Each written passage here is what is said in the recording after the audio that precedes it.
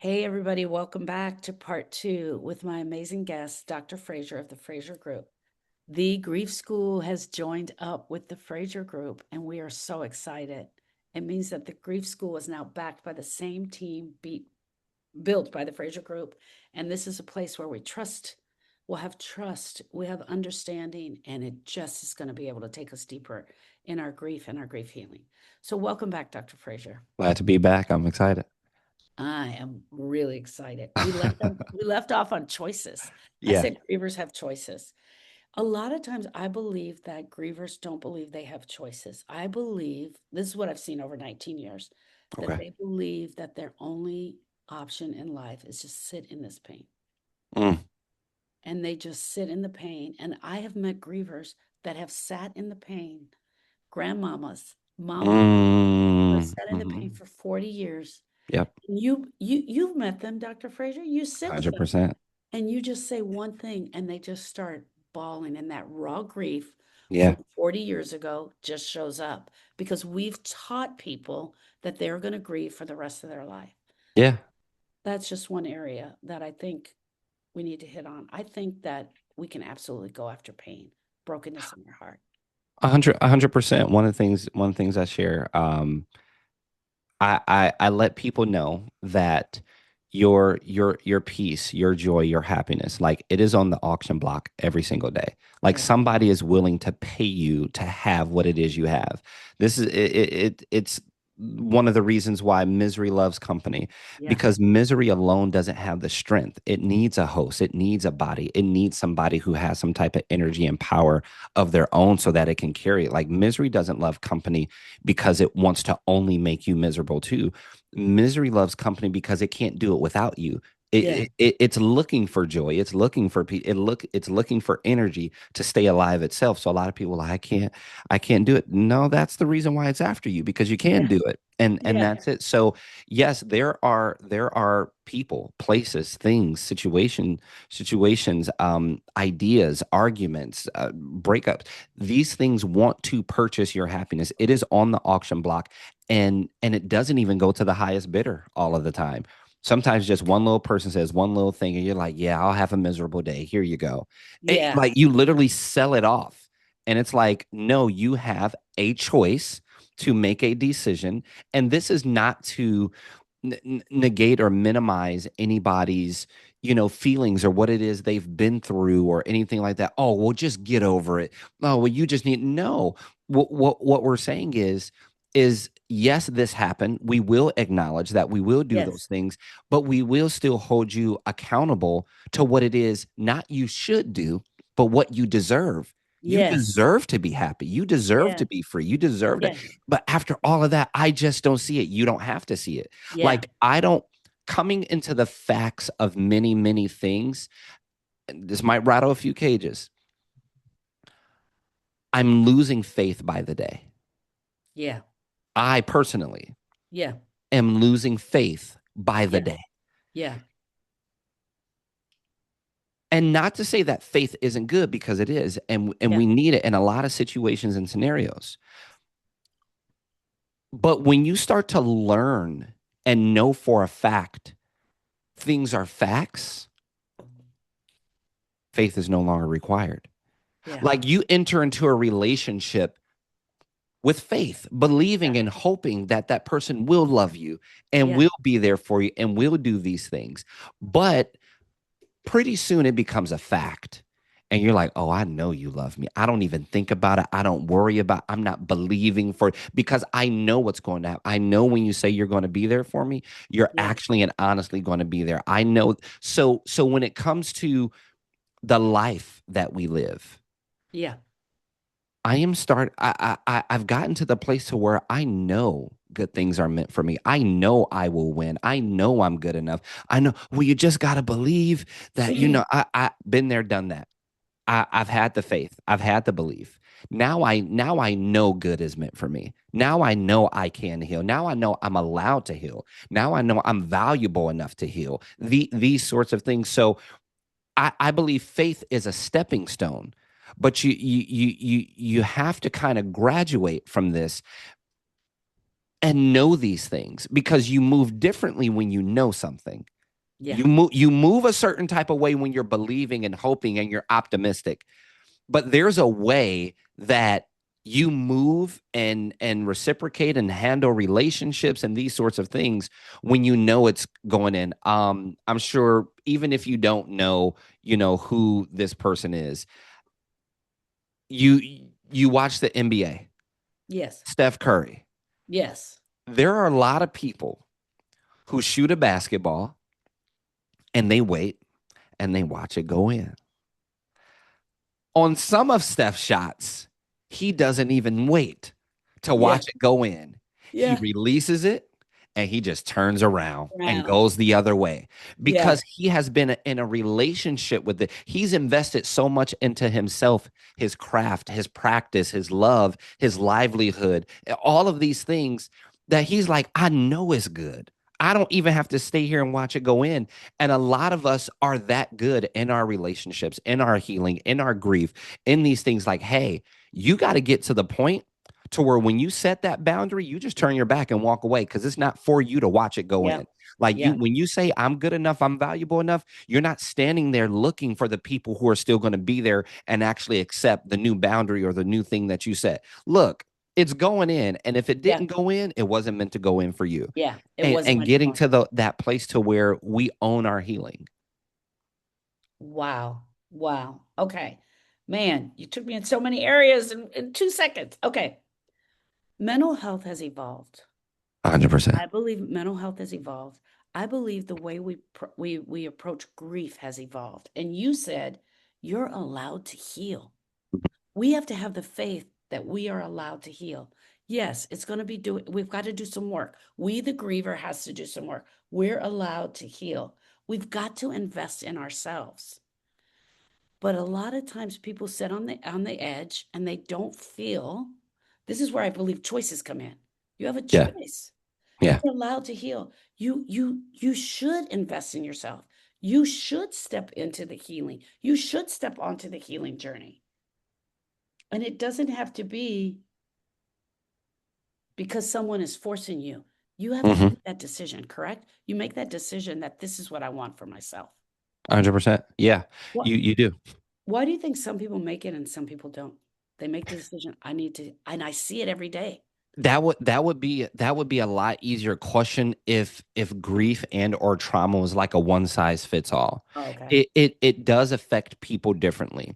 Yeah. I know growing up the way I grew up that if this ball would have landed, and I don't know if it was to the left or the right, but if this ball would have landed a little bit more to the left or right on my spectrum of mental and emotional health, of my aptitude, of my wherewithal, of my capacity, I could have been just like, my biological father growing up, or I could have continued to perpetuate things that I saw happening in my family. So it does land differently for people. And that's not a scapegoat. And that's not saying that, well, we'll just let some people be unhealthy, because you do still come to the age of accountability to where you can make Yes. a decision. For some people, it is mental and emotional growth, something that you can learn and go through. Yes. Some people are born and or are affected to the point to where clinically, like Yeah. these connectors are not there. They do not Yeah. understand that language, the heat, like it's just not there no matter what you say to them. What Separating those outliers, I would have to agree with you. It comes down to a choice. All of this information at our fingertips, all of the things we have the ability to do, all the things we invest in and all the things we Yeah. don't invest in, Yeah. it does come down to a choice. And it comes down to that, well, coming back to that faith, that belief. Yes. Do I believe? There are many people who believe things are possible, but because of the way that life and trauma has affected them, they don't think it's possible for them, Yes. so they don't even entertain it. It's just They don't like, even nah, entertain. that's not for me. that's Yeah. that's for somebody else. Yeah. Or they saw grandma grieve for the loss of her husband for 30 Mhm. years and they're like, this is the way we're supposed to grieve. We're Yeah. supposed to be in pain and they don't change or look for another option. Okay. The Fraser group is a faith-based Christian mental health group. Hmm. The grief school, I leave it open to where everyone is. And I do Yeah. it on purpose because I want to leave that door open for where you are. Yeah. So if a mom comes in here and she's lost her child and she's upset with God, I want to give her that space. 100%. Yes, I have a woman who walks in who's lost her husband, and everything that's gotten her to this point has been her spiritual walk, Yeah. right? I Yeah. want to have the door for both. Whoever walks through my door, I want to honor you and love you and help you with both. Hmm. I want to know from you, is is one better than the other? Is one right? Is one wrong? Short answer, no. Yeah, Short answer, no. One is not yeah, better than the other. Number one, I grew up in church, but the yeah. church that I grew up in was different. And what do they say? If you know, you know. You know. I grew up in black church. Yeah, Completely different thing. yeah, Completely different thing. You can't do yeah, nothing right. You're going to hell for everything. God mad at you, this and that. Just all the isms. And I could really go off on a tangent. But when I say faith, I do mean that belief. It as I say, there is a moment to graduate from faith and get into knowing and the fact of a thing. But faith does get you there. Faith yes, definitely does get you there. When I say faith, this isn't faith in regards to my belief is right and your belief is wrong. yeah, This is faith in you have to, going back to it, yeah, not only are you allowed to heal from grief, not only are you allowed to take this newness and this joy and this peace, but it's going to take faith for you to believe that these yeah, things can be for you, that these things can happen for you, that you are good. No, I believe despite every way that I was taught that I wasn't good enough for all the mistakes, I still believe that I can have this life. So when yeah, I say faith, that's what I mean. yes. One of the first conversations that you and I ever had, you talked about the person who totally is walking in their faith with God, totally spiritual, but Yeah. yet gets a toothache Well, and sits around and waits. Well, or driving down the street and they get a yeah. flat tire and they're Yeah. like, well, I'm just going to wait right here. See? And that's huge. Yeah. That's huge because we still need to take that faith and do something with it. Sure. We need Sure. to put the actionable steps. So when we take our faith and we tie it together with our mental health or our grief and our broken heart, we need to take our choices and do Hmm. something with it. So go a little deeper on that with me. For sure. So, to get directly to the point, a lot of people have not chosen the faith or any faith for a healthy reason. Yeah. We're just used to finding our drug of choice. We're just used Yeah. to finding coping mechanisms. We're used to not taking accountability. So, oh wait, there's a there's a big man in the sky. There's heaven and hell. This and that. So if I believe him, okay. So if I do this, I get a get out of hell free card. So yeah, Right. sign me up. Like if I could do, sign me up. I'm with it. Oh, and he like gives you blessings and things like that. Like oh, then I definitely want it. You're gonna be so pissed off when you when you realize this is not that. Like Yeah. it's not that. And unfortunately different faiths and religions and things like that have been manipulated for personal gain, Yes. political gain, business gain, strategic like Yes. influence. Like that's all, that's an epidemic, and that Yeah. is a whole other podcast.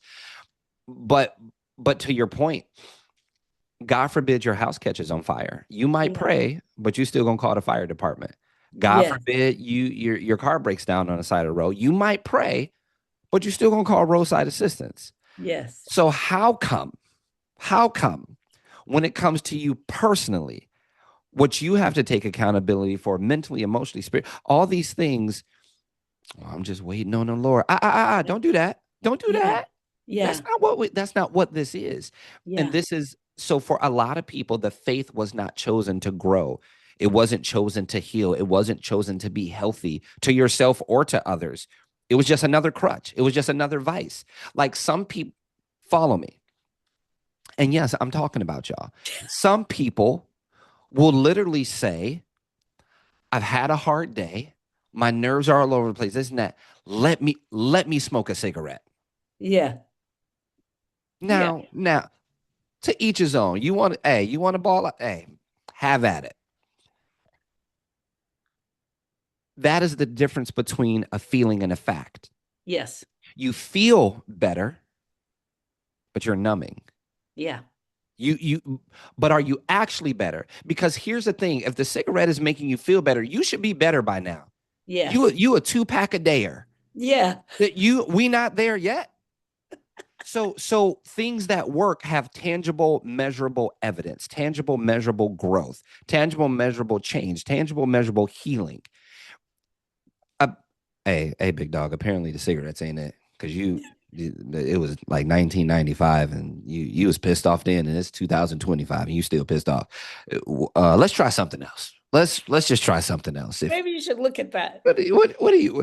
So so a lot of people have come to the faith as just a new drug of choice. It's going to Yeah. make me feel something. It's going to make me. No, at the end of the day, whatever you choose to believe in or whatever your application or modality is, it should be getting you results. Yes. So these are not things to take responsibility away from us.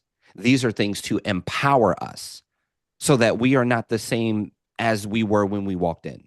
Yeah. And I purposely made the decision to stay in the middle because I wanted people to feel safe. Excuse me. I want people to feel safe and be able to share their truth. Excuse me. And that's why I purposely stayed in the middle, regardless of how I feel about things. But Mm-hmm. that was one of the things that I loved about you when you said that in the beginning. Yeah. Okay. I'm going to ask you a tough question. Ah, trust me, there might not be any such thing over my way. Can I be a woman who's lost my child and be mad at God? 100%. And can I be a woman who's lost my husband and be mad at God? Yes. And can I still heal and heal my relationship with God? Yes. Tell me more about that. Because I didn't mean to do that. yeah, I can tell you more about that. Because the foundation of the word relationship. If it is a relationship, I don't have to perform. If it is a relationship, I can honestly show up authentically as myself. If it's a real relationship. And a lot of times we're in relationships and we say, well, I like the relationship. I love the relationship. The relationship is good if. Well, no, no, no. We got to go back to the necessity of it. The relationship isn't good if the relationship is good because. So it is like having a spouse, boyfriend, girlfriend, fiance, or husband or wife. You know, every moment isn't going to be perfect. You know, every moment isn't going. If your heart is truly open, because the people who don't get hurt are the people who haven't really fallen in love. Your heart isn't open. You got that door closed. You got that wall up because ain't nobody about to hurt you. And ain't nobody, we know, God forbid, you open up and let somebody love you. If your heart is truly open and no one is perfect, or life is just going to be life or come against the things that we've learned or our experiences, then you're going to get pissed off. Mm, Somebody's going to rub you the wrong way. yeah. Somebody's going to say something or do something you don't like because you don't know and or understand everything. So, can you get mad at God and still heal and still have a relationship? Absolutely, because it's a relationship, Yeah. not a performance. Yeah. So you have the room to be human. Yeah. Somebody asked me one day, my wife and I, we were on another we were on someone's live and they asked me, they said, what is the best way your wife has loved you or has shown she loved you? I'm like, man, that's a good question. And I'm thinking of all the cliches and all the what she's done, this, said this, and that, XYZ. My response was, while still holding me accountable, she gave me the space to be imperfect and human. Wow. So meaning I don't have to be perfect all the time. I don't have to figure out. That's not a permission slip for me to Yeah. just hurt and abuse. No, no, Yeah. no, not like that. But if I feel weak or scared in a moment, if I'm angry or if I don't understand something, or if she made me mad, hey, hey, we can talk about it. It is, we actually have that space in that room to where things don't have to be perfect and we're not expecting them to be perfect. Yeah. So, yeah, yes, absolutely, you can be mad at God. Okay. One of the other things that grievers really can really throw a griever off is when someone walks in and gives them the advice. God will never give you more than you can handle. You have an angel in heaven now. You should be happy they're no longer in pain. Mm-hmm. Um, they're giving you blessings. When someone takes your grief and turns it Mm-hmm. around and tries to put the spiritual coating over it, it Yeah. can sometimes take a griever and really rub them the wrong way. I want you to speak to the griever. Speak to the griever that just has heard that advice. God will never give you more than you can handle. Cuss them out. But in all seriousness, first of all, that's not scripturally or biblically true. It's Right. not anywhere. It's, I think Yeah. somebody wrote it in a song somewhere. But this is why I say people are and have chosen the faith for the wrong reasons. Yeah. The isms, the performance. God will never put more in you. Where did you get that from? Who said Yeah. that? Because Yeah. show me. Because we didn't go there for actual information or education or growth or accountability. We just went there as a coping mechanism. So now we have all these things that we say, ooh, today feels like that scripture. I'm going to say that. That writer was not writing to you, about you, for you, and those people, and it doesn't even fit. Wasn't even talking to us. But you took it and used it for you.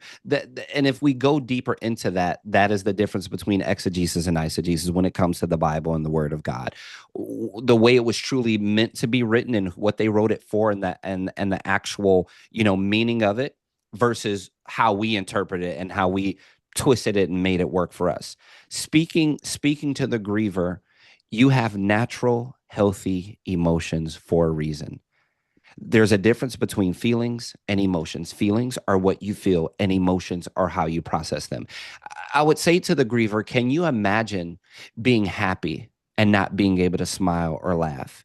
Can you imagine being pissed off and not being able to have a frown, or, drop a few cuss words or have some bad body language? Yeah. So imagine needing to grieve and not being able to cry or be depressed or have anxiety. That is your feelings showing up for time on work, requesting your emotions to come and help them process and grieve, and we don't open the door for it to happen. Yeah. Those are called natural healthy emotions. You are supposed to be pissed off. You are supposed to be angry. You are supposed to be confused. You are supposed to have anxiety. You are supposed to go into depression. Like, these things doesn't mean you stay there, doesn't mean you, but these are your emotions saying, hey, we heard the feeling of happiness was here. Well, yeah, I'm here to make you smile. I'm here to make you jump for joy. Excited to meet you guys. Excited to work with you guys today. This is going to be good. We're going to get through this. The same for anger, same for grief. Hey, we heard somebody went through a pretty hard time. We heard grief and sadness are here. Yeah, we're the emotions to help you process those. And we're not here to rush. We're here to be here as long as we need to until the job is done. All right, guys, let's hit it. I would say to the griever, never allow someone to gaslight, manipulate, or Yes. talk you out of feeling the Yes. natural, healthy emotions Yes. that you're supposed to feel. You're not a robot. This is not scripted. You did not plan for these things to happen. You process as long as you need to. And when and if it gets to a point to where it's unhealthy, we still don't handle it that way. Yes. We still don't handle it that way. Yeah. And that would be my response to the griever. Yeah.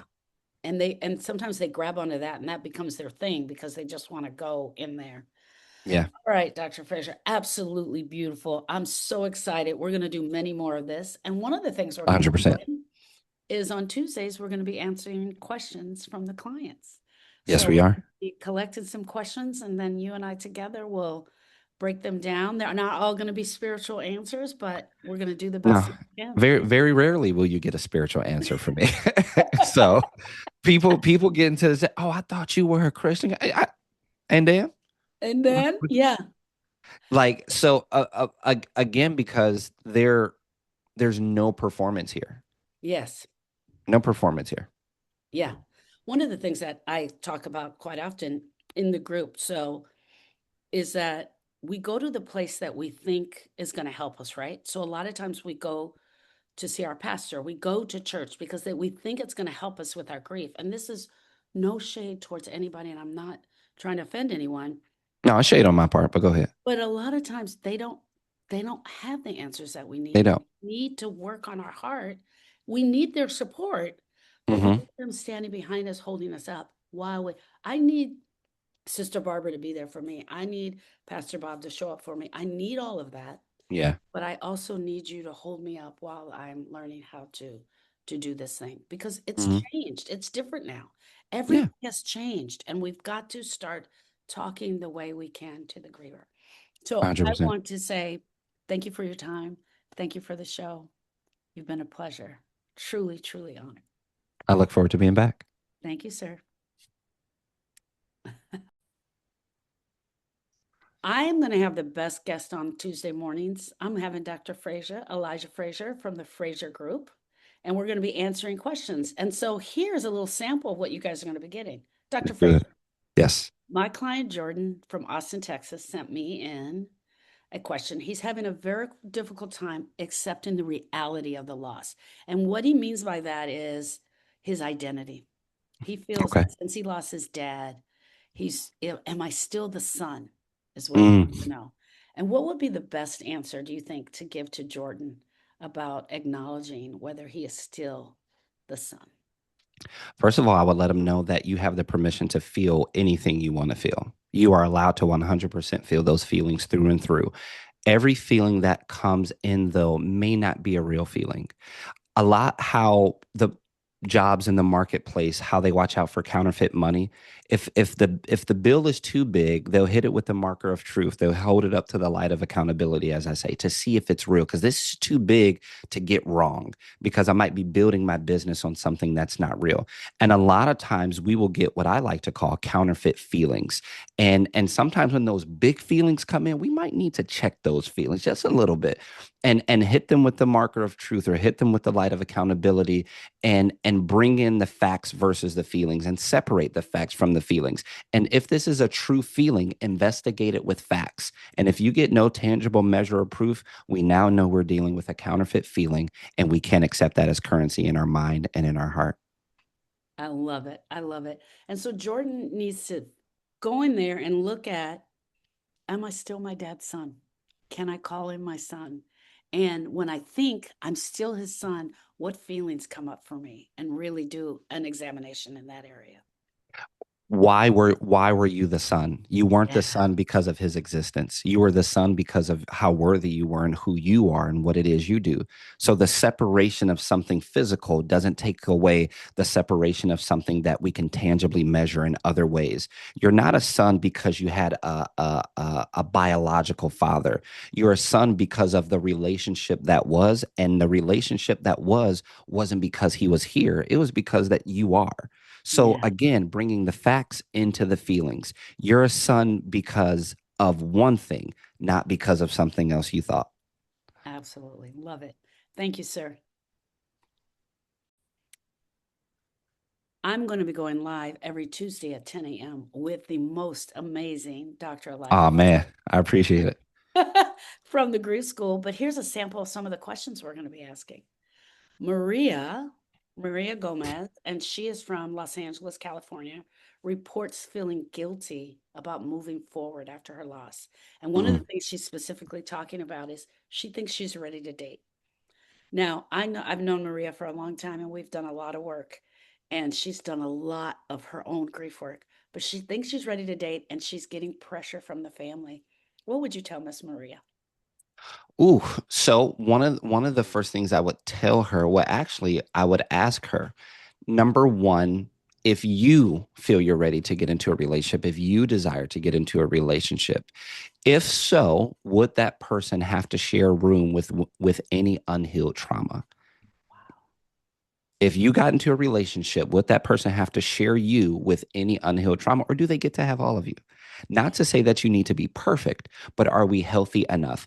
And when it comes to the family, this is our elementary, not just setting healthy boundaries, but enforcing them. Guys, thank you for loving me so much. Thank you for being there. And I know what it is you guys desire, and I desire it for me too. But where I am in my stage, in this stage of life right now, my goal isn't just to make a decision because I want to or because society says I should. My goal is to make a decision because I'm ready to make a healthy one. And if I'm not ready to make a healthy decision, I'm not ready to make any decision. And it would make me know and let me know that you guys love me most if we respect that decision.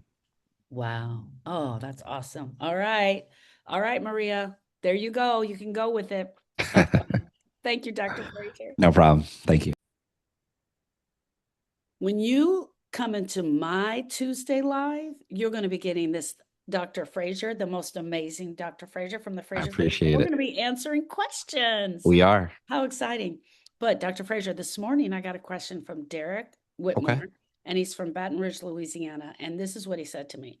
Sharon, I'm experiencing intense anger as a part of this grief healing journey. And he feels like he's just throwing the anger off on everyone. And the truth is, he's really mad that his wife has died and that Mm, this is the journey he was chosen to be on. yeah. What Yeah. advice do you have for him, Dr. Frazier?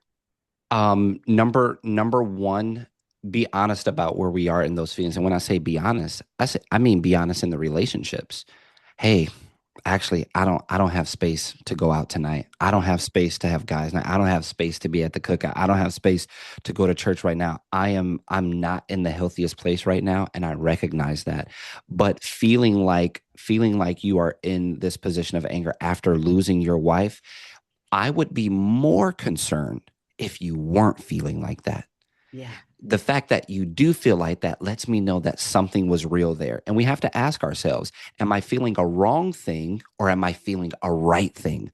And if that marriage is what you're telling me that marriage was, you should be on fire right now. You should be angry at the world. You should be doing all these things because when we understand our feelings and emotions, now we know how to deal with them better. And these things, what I want to say to this, need their time. You have to give these things the time that they need and deserve. So number one is being honest with the relationships around us. Hey, I'm grieving right now. I need to do these things and I feel like I'm not being the best friend or brother or whatever the relationships are. But on the other end, giving this feeling the time and a space that it needs. And the fact that you are feeling this lets me know that something there was healthy and we can be healthy once again.